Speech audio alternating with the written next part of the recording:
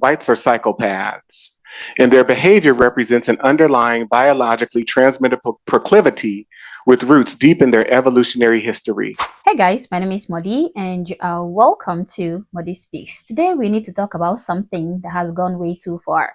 And no, this is not another black fatigue video where ninjas are going berserk on carnival cruise or engaged in brawls in a supermarket. Yeah, this can still be classified as black fatigue, but it is more about the massive double standard in how the American culture treats racism, depending on who's being targeted. I mean, we just finished discussing the unbelievable case of a white woman who is currently facing court charges and looking at potential jail time just for saying the N-word, for using a word that many black rappers and even regular black folks use on a daily basis. But because she is a white woman, okay, she has to go to jail because the First Amendment rights do not really apply to people with her skin color.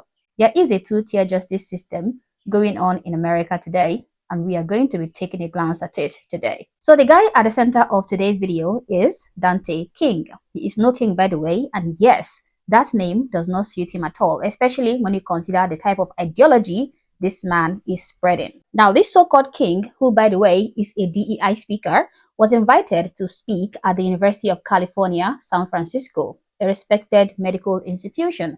He's billed himself as a thought leader on race, DEI, and anti-blackness. He also promoted himself with affiliations to places like UCSF and even the Mayo Clinic, two of the most respected names in the world of medicine and higher education. Now, during his lecture, which was a Black History Month event, so-called King delivered one of the most racially charged rants I have ever heard on tape in a university setting, okay, in front of faculty and students and on record. He said, and I quote, "Whites are psychopaths. Their behavior represents an underlying biologically transmitted proclivity with roots deep in their evolutionary history." Now, this statement is the same kind of garbage ideology that justifies slavery, Jim Crow, and even segregation, but he just flipped it. And it's still the same logic, but a different target. But it gets worse, okay? He followed it up with this gem, and I quote, "Say this with me. Culture in America is a legal, economic, and moral institution. We have it written in law. You can rape black women." Now look, I don't have a problem with anybody talking about the history or the racial injustice that took place in America. When you look at American history, there were absolutely horrific laws and cases throughout history that dehumanized black Americans, including black women in America. But I am not aware of any law in the American history that says, yes, you can rape black women or any woman for that matter. No such law exists in the history of America. But for this man to stand in front of a modern audience and say, we have it written in the law, in present tense, okay? It is not only manipulative, but also deliberately misleading. Because in reality, rape is illegal, period. And no, there is no law in America that says that. No law says, yes, you can rape black women. But the way he phrased it and said it, even put it in the present tense, tells you that he is deliberately trying to brainwash his audience. That is not nuance. That is not history. That is a deliberately inflammatory bomb designed to divide and inflame. You know what? Let us listen to him to prove that I am not making all this up. Here we go. Whites are psychopaths, and their behavior represents an underlying biologically transmitted proclivity with roots deep in their evolutionary history. How many of you could see the proclivity that evolved deep within the evolutionary history of whiteness by show of hands? How many of you could see it? Some people are sitting here, oh no, I don't want to raise my hand. That's called denial. There's no discussion about the delusion and the perversion of whiteness. Say this with me. Rape culture in America is a legal, economic, and moral institution. So we have it written in the law, you can rape black women, but we've never been a racist country. This goes beyond gaslighting, and it's rooted in psychological delusion. And I'm not seeking agreement from white people at all. I don't prioritize whiteness or white people in my work in that way. So turn to your neighbor and say, as much as we want to talk, about how bad anti-Blackness is. It is the foundation of all American, all white American institutions. We then get to Ron DeSantis. He says, in Florida, we're taking a stand against the state-sanctioned racism that is critical race theory. We won't allow Florida tax dollars to be spent teaching kids to hate our country or hate each other, only to hate Black people. We will invest dollars in that. I think whites are psychopathic.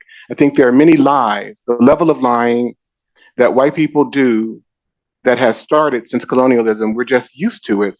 Teenagers, young people that are going out and committing home invasions and hitting women over the head with objects and stealing their purses. I want you to just say that's just human nature. If you're sitting here, you're going, wow, he sounds really pro-Black. I am. And for all you white people who are unwilling to admit that you're pro-white, you're just not saying it. What would you say for folks who may say that your work is considered to be reverse racism? I don't make room for that. Of course, he wouldn't make room for anybody to call this reverse racism. He wouldn't even entertain any kind of backlash you send towards him. Because if you are telling people that whiteness is a kind of mental disease and white people are biologically predisposed to psychopathy, then yeah, you are not looking for a discussion. You are just spewing hate and calling it progress. But let me ask this question, okay? And this is a question that so many people on the left never want to answer. What if a white professor said the exact same things that this Black person is saying? What if a white professor gets on stage and says, Black people are psychopaths, okay? They evolved that way. I don't prioritize Black students in my work. What do you think would happen? You guys know it wouldn't be a debate about context, okay? It would not be a think piece on nuance and lived experience, okay? It would be immediate cancellation.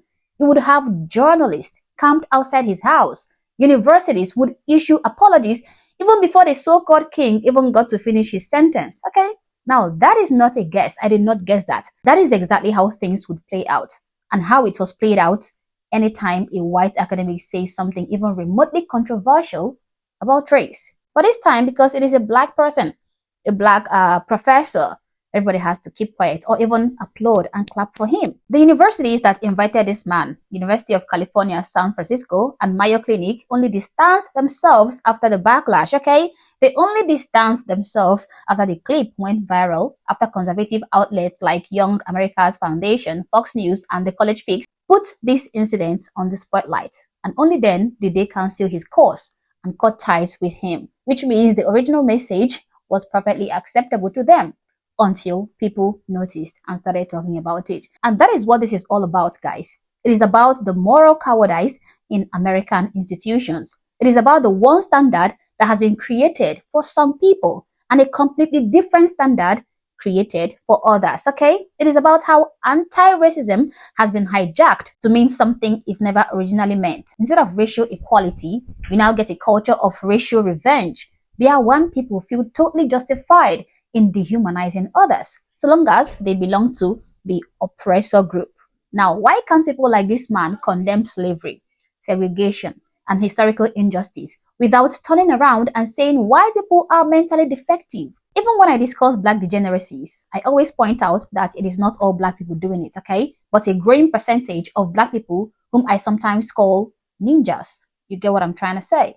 Now, these people, these pro-Blacks, time and time again, refer to all white people whenever they are launching their racist attacks. They include every white man, woman, and child, okay? They use phrases like, white people are inherently evil, inherently racist, meaning that it is inborn and it includes every single white person. They can teach about racism without becoming a racist, but they will never do it.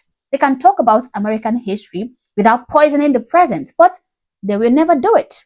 They will never do it. These DEI grifters are not educating. They are indoctrinating. They are spreading division, guilt, and resentment. And they are doing it under the official banners of elite medical schools. And I can't help wondering, if you're a white medical student sitting in that lecture hall, being told that your race is biologically predisposed to violence and rape.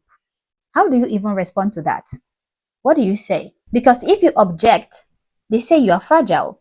If you agree, they say you are broken. Even if you stay silent, then they say you are complicit. And that is the trap they want you to fall into. It is not education. It is a psychological chokehold, okay? This is why trust in institutions are collapsing. People see it. They see the selective outrage. They see the protected speech and the censored speech. They see that racism isn't being eliminated. Rather, it is just being redirected to a group of people. In this case, white people. This is reverse racism. So it is either you call this out and condemn it, or keep quiet and risk becoming the next Shiloh Hendricks, who is facing jail for saying a word that most black people use every day in their lives. As always, guys, these are my thoughts, these are my opinions. Please feel free to share yours in the comment section below, but do so respectfully. Also, if you're not yet subscribed to the channel, honestly, I don't know what you're waiting for. Subscribe to the channel. Like and share this video to keep people informed, and consider joining my membership or supporting the channel in any way that you can. Thank you for watching this video, and I hope to catch you on the next time. For now, peace.